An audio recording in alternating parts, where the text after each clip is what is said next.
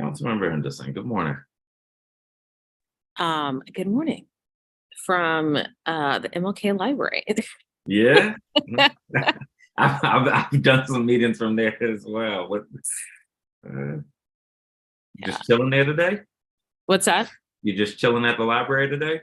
No, I'm doing a panel here at 9:30. Mm, So I was like, let me get there, do the markup, and then all I have to do is go upstairs. I appreciate it. You should.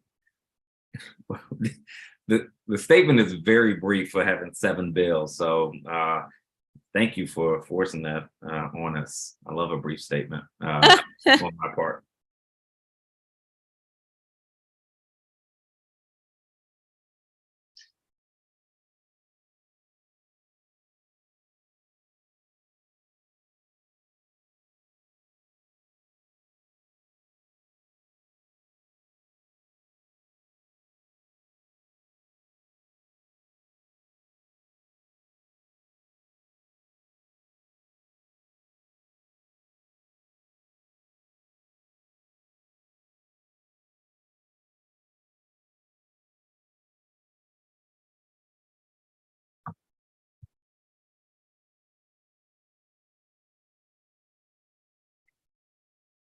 All right, council members, we're live on YouTube. Once we get a quorum, I'll let you know so that we can proceed. Councilmember Henderson, for your awareness, the Inspector General legislation is up first and will not be moved in block. Thank you.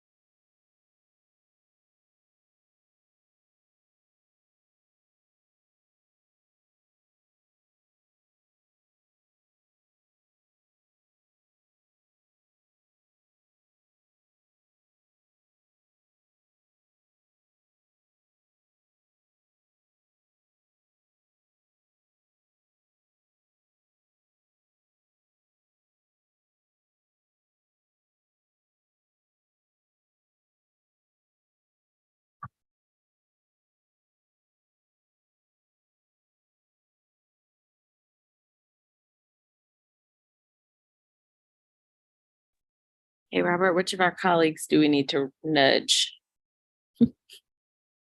Brianne and Trayon, I actually just texted both of them. Okay. Councilmember Nadeau just requested that I resend the link, so her team did, so I've just done that, so we're expecting her shortly. Excellent.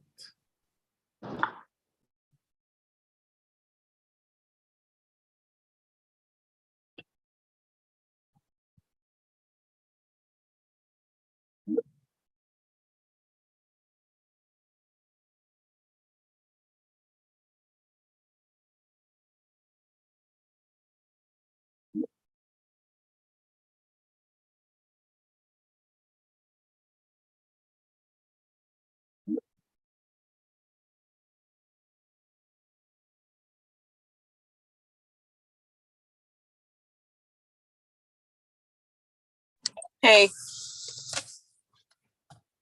Good morning. Is that Councilmember Nadeau? that's me. Excellent, excellent, excellent. All right, well then I will get us started. Thanks to you both for joining us. Hopefully Councilmember Trayon White will join. Good morning, I'm Robert White, Councilmember at Large and Chair of the Committee on Government Operations and Facilities. Today is Thursday, November 17th, 2022. We're meeting virtually on Zoom. The time is now 9:04 a.m. and I'm calling to order this additional meeting of the committee. We have a quorum consisting of at-large Councilmember Henderson and Ward 1 Councilmember Nadeau. We have 7 permanent bills on our agenda today, 3 that will go directly to the full council that the Committee on Business and Economic Development intends to mark up later this morning. You all should have received updated drafts of all the measures on today's agenda yesterday evening. Those updates reflected only technical and editorial changes to what was circulated before 9 a.m. yesterday. I know members need to get to other meetings and commitments, so I'll keep my remarks brief. First, we'll consider Bill 24-129, the Inspector General Enhancement Amendment Act of 2022. B 24-129 was introduced by Chairman Mendelson at the request of the Inspector General on March 1st, 2021. This legislation addresses a gap in the law between the responsibility of the OIG to conduct independent criminal investigations of crimes like bribery, embezzlement, and Medicaid fraud, and the powers they need to do so effectively. Specifically, in order to remove ambiguity in the law and ensure the integrity of OIG criminal investigations, the Inspector General has requested clarity, demarcated authority for his criminal investigators to carry less lethal weapons in addition to the firearms they already carry, to make arrests when there is probable cause to do so, to seek and execute arrest warrants, and to enter into partnerships with other law enforcement agencies. These are all powers that similarly situated investigators both in the district and in other jurisdictions already have. The IG also requested that his criminal investigators be officially designated in the DC Code as law enforcement officers. That specific reform is expected to be included in an upcoming omnibus bill from the Judiciary Committee. While the Inspector General has made a compelling case that the specific law enforcement powers requested are necessary for the OIG to effectively and safely carry out the office's mission, I do take expansion of law enforcement power very seriously. That's why my committee has tailored the bill as introduced, and we added a number of safeguards to ensure transparency and accountability. These include clarification that use of force restrictions apply to OIG employees, mandatory use of force reporting, limitations on law enforcement partnerships to protect our sanctuary city status, and the establishment of a body-worn camera program for OIG criminal investigators. Taken together, we believe this bill meets a real need for the OIG through a thoughtful and balanced approach. Is there discussion on Bill 24-129? Councilmember Henderson. Thank you, Chairman White. So in sort of reading the committee report, which I thought was very well done, as well as Inspector General Lucas's testimony, one of the things that was still a lingering question for me was what type of training the criminal investigators go through. So for instance, I know that the investigators for fire and emergency services who have, they carry firearms, they're able to make arrests, et cetera, they actually go through training with MPD. Mhm. And so one of my hesitations here is that I'm not entirely sure of, we're giving them like law enforcement light powers, but not entirely clear on what type of training they receive in terms of executing that. And I'm curious whether or not that came up in your conversations with the IG. Good question, council member. We don't do a lot to sort of expand their law enforcement authority. We add small things. I believe they do MPD training, but let me find out and get back to you with that information. I think that's a serious question, and it's something I've had many conversations with the IG about this bill, and so I know they take the responsibility and the balance seriously. So I'll get you a specific answer on that. Okay. So when I was sort of thinking, I was like, okay, it's not the Attorney General, it's not FEMS. We're talking about waste, fraud, and abuse. Great, right? Medicaid, healthcare, those kinds of things.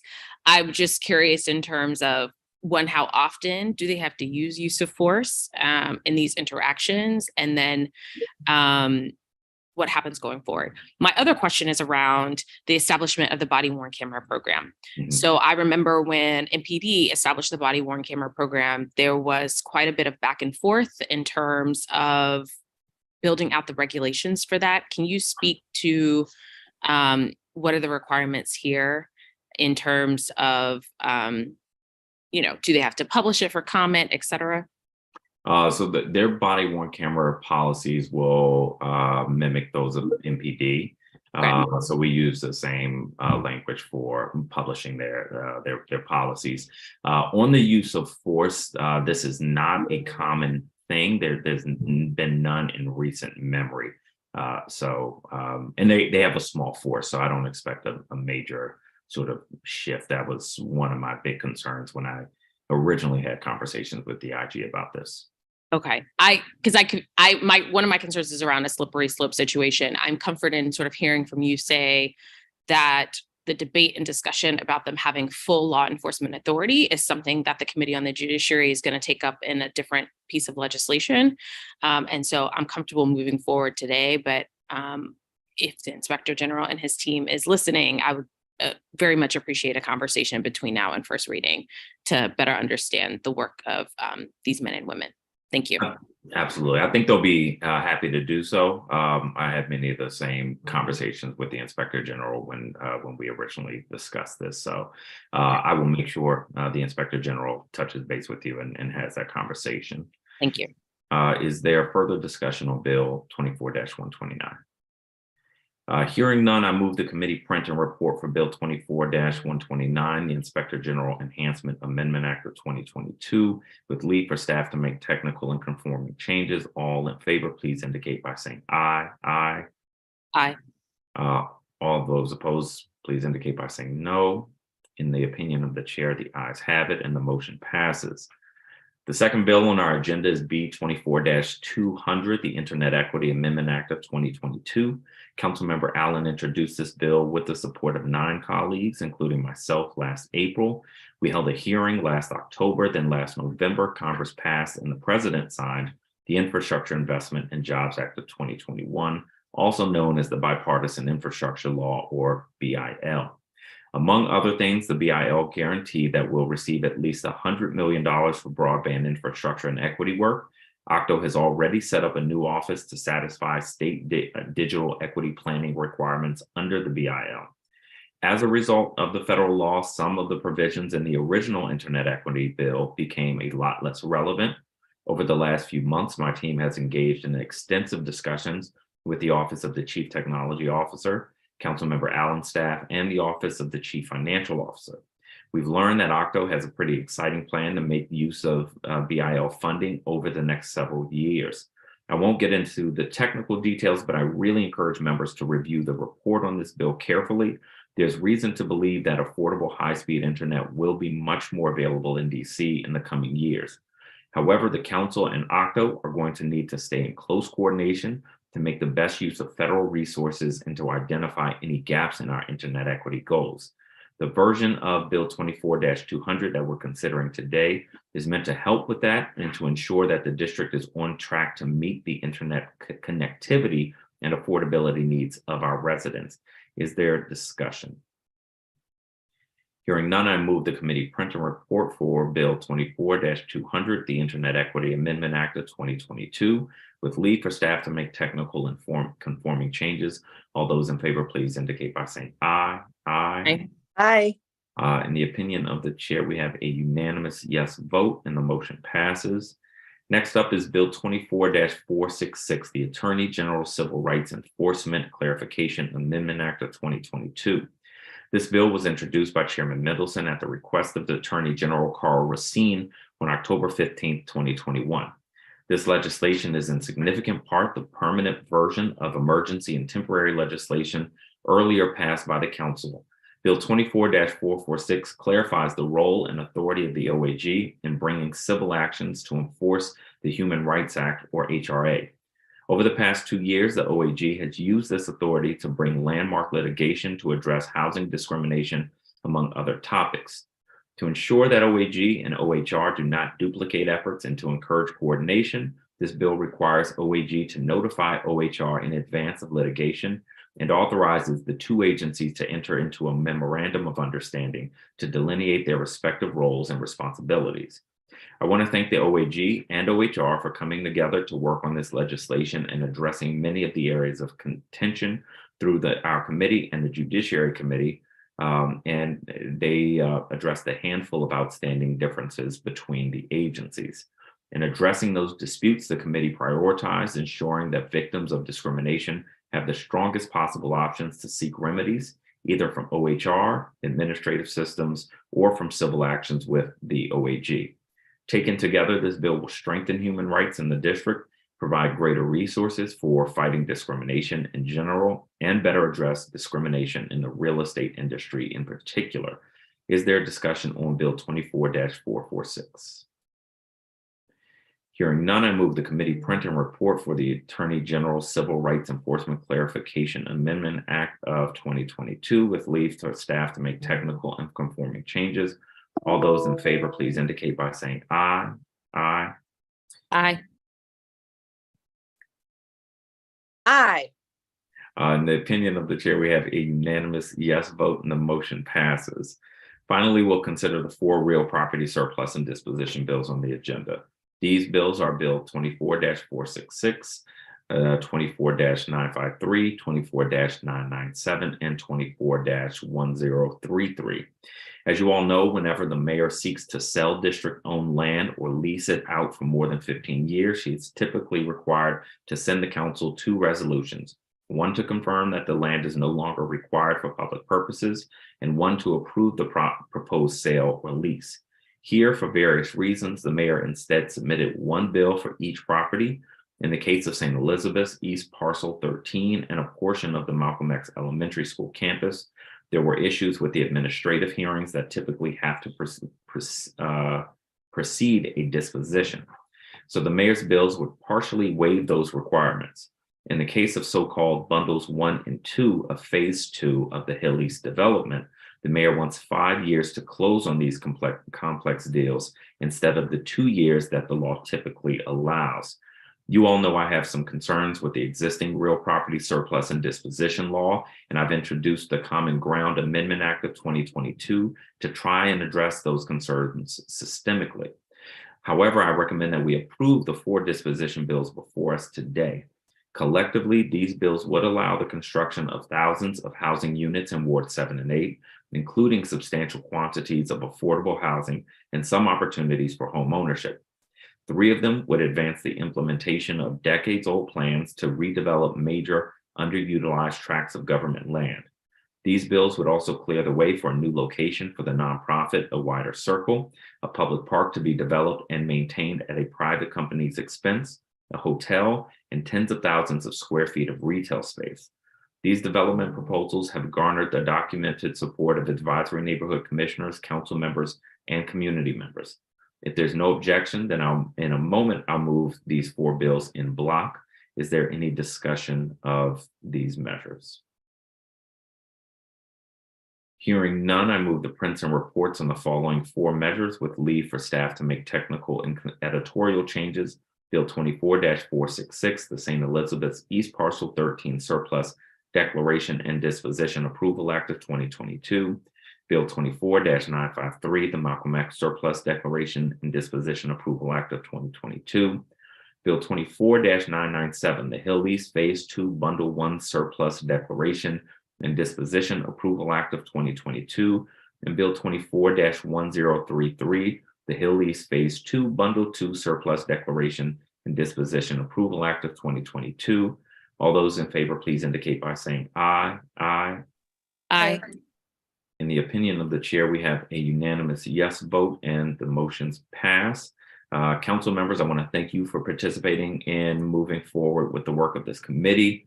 Before the end of the year, we will hold roundtables on a few more nominees that have been referred to us and possibly some additional legislative or oversight hearings. We will also need to mark up our report on the activities of the committee for the council period next month. I want to give a particular thanks to the committee staff, Sean Hilgendorf, Sean Cuddihigh, Nia Evering, and Lisa Wright, who put in dozens of hours developing these bills and preparing them for markup. People outside the council generally don't know that preparation of these bills and committee reports very frequently require nights with 0 to 3 hours of sleep. This is no small public service. Councilmember Henderson used to do this. If anyone listening is interested in learning more about the committee's work on today's measures or other topics we're working on, please sign up for our newsletter at robertwhiteatlarge.com. The business before this committee has concluded. The time is now 9:19 a.m. and this additional meeting of the Committee on Government Operations and Facilities is adjourned. Thank you both. Thank Great. you. Thank you.